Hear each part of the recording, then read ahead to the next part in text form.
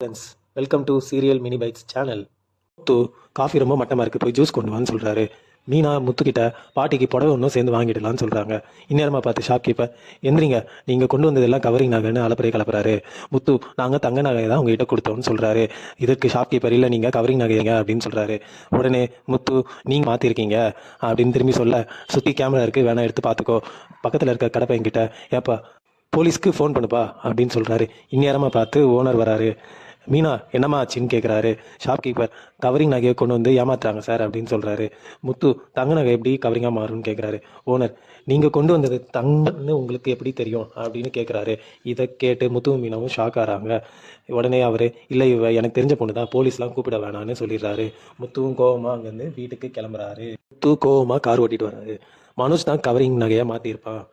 மீனா, அம்மா கிட்ட தானே நகை இருந்தது, அவர் எப்படி பண்ணியிருப்பாரு அப்படின்னு கேட்குறாங்க. இல்லை, அம்மாவே அவனுக்கு நகையை எடுத்து தந்திருக்கலாம் அப்படின்னு கொஞ்சம் கண்டுபிடிக்கிறாரு. மீனா, பாட்டி வராங்க, இப்போ எதுவும் பிரச்சனை வேணாம், 88 பர்த்டே நல்லா போகட்டும், இதுக்கப்புறம் இந்த விஷயத்தை பற்றி பேசி ஒரு முடிவு கொண்டு வந்துக்கலாம் அப்படின்னு சொல்லி முத்துக்கிட்ட சத்தியம் வாங்கிடுறாங்க. வீட்டில் எல்லாரும் டெக்கரேஷன் ஒர்க் பண்ணிட்டு இருக்காங்க.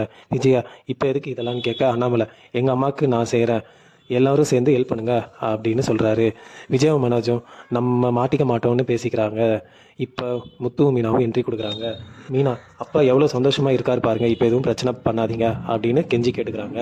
விஜயா மீனாவை பார்த்து, எங்கே போயிட்டு வரேன்னு கேட்க, அண்ணாமலை, அவங்க எங்கே போயிட்டு வந்தால் என்ன, அதான் வந்துட்டாங்களேன்னு சொல்லி அடக்கி வைக்கிறாரு. ஸ்ருதி, நீங்கள் சர்ப்ரைஸ் கிஃப்ட் வாங்க போனீங்களா அப்படின்னு கேட்குறாங்க. அதுக்கு முத்து, இல்லை நாங்கள் சும்மா தான் வெளில போயிட்டு வந்தோம்னு சொல்கிறாரு. மனோஜ் டெக்கரேஷனுக்கு ஹெல்ப் பண்ணாமல் வேலையை தட்டி கழிக்கிறாரு. முத்து பலூன் ஊதிக்கிட்டே மனோஜை நல்லா முறைச்சி பார்க்குறாரு. மனோஜ் ரோகிணியும் மாடியில் இருக்காங்க. மனோஜ், நான் ஃப்ரெஷ்ஷப் ஆகிட்டு வரேன்னு சொல்லி கிளம்புறாரு. ரோகிணிக்கு அம்மா கிட்டே இருந்து கால் வருது. எடுத்தா கிறிஷ் பேசுகிறான். கிறிஷ், அம்மா நீ எப்போ வருவ? அப்புறம் தான் நல்லா படிக்கிறத பற்றி அம்மா கிட்ட பெருமையாக சொல்கிறா. மனோஜ் இப்போன்னு பார்த்து வெளியே வராரு ஃப்ரெஷ்ஷப் ஆகிட்டு. ரோகிணி எப்படியோ சமாளிச்சிடுறாங்க. பாட்டிக்கு பர்த்டேக்கு என்ன செய்யலான்னு கேட்குறாங்க. மனோஜ் ஒரு புடவை வாங்கி கொடுத்தா போதும்னு சொல்கிறாரு. இப்போ ஸ்ருதியும் ரவியும் பேசிக்கிறாங்க. ஸ்ருதி ரவி கிட்ட ஃபோனை வாங்கி தரப்போகிறேன் அப்படின்னு சொல்கிறாங்க. ரவியோ, நான் உங்களுக்கு கேக் செஞ்சு தரப்போகிறேன் அப்படின்னு சொல்கிறதோட இந்த எபிசோடு இங்கே முடியுதுங்க.